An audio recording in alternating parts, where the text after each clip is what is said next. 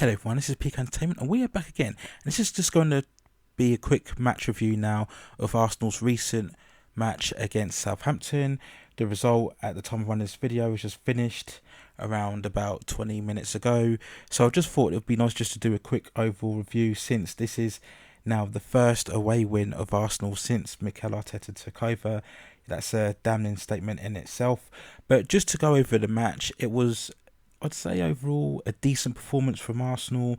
They definitely had the upper hand more in the first half. There were a couple of opportunities early on. Aubameyang had a great chance when he was through on goal, when he's tried to open his body up and he's hit the bar. They showed the replay again. The keeper's got a slight touch on it, but I think Aubameyang should have put that one away. And there were a couple of other slight chances for Saka as well up front in the first half.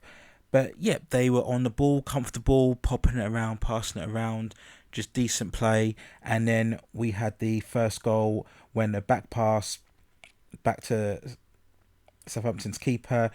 I don't know what he was doing. He was trying to, I guess, pass it to a defender in the centre of the pitch. He's completely messed it up, and then Nketiah's moved in and scored for the first goal. And I think, yeah, that hopefully that will do well for his confidence on it. He gets involved. There's a lot of energy about him. He definitely wants the ball, and he definitely wants to get as many goals as possible. So yeah, I think that was a good chance for him on there. So overall, I think it was very solid in the midfield. I think Saka did a very good job. Holding and Mustafi were very disciplined in the middle of the park. Ceballos was okay. I've seen online a bit of criticism for him, but I don't think he did anything wrong. He didn't do anything particularly special, but he didn't do anything particularly that bad. So I didn't really understand too much of the criticism on there. But we go on to the second half, and Arsenal, I don't know what happened. They just seemed to lose their grip on the game. Southampton got a lot more involved. They were creating far more opportunities, really imposing themselves.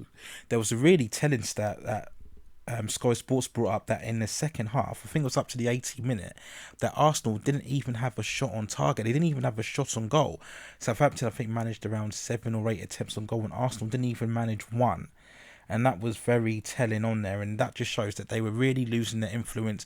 There was literally no impact from any of the forwards. Pepe again, I've seen online criticism for taking him off, but I didn't have a problem with that. He didn't really make any impact at all. I know he's still young and he's still learning, but for the price tag that we paid for him, you'd want to see a lot more. So Willock came on in the second half, as did Lacazette, and then we had the critical point when Jack Stephens was sent off in the second half. There was a ball played back, and Aubameyang's run onto it. He's gone to retrieve the ball, and he's brought down Aubameyang. Now, yep, it was a penalty, I suppose, because the defender was the last man involved.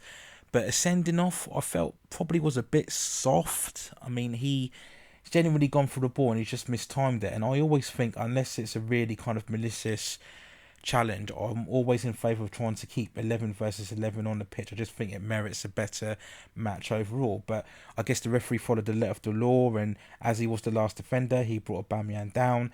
And then from the free kick, Lacazette took it. It bounced off the wall. Lacazette then threw another crucial shot, and then it rebounded off for Willock to finish, and they checked the replay quickly and it was confirmed he was onside.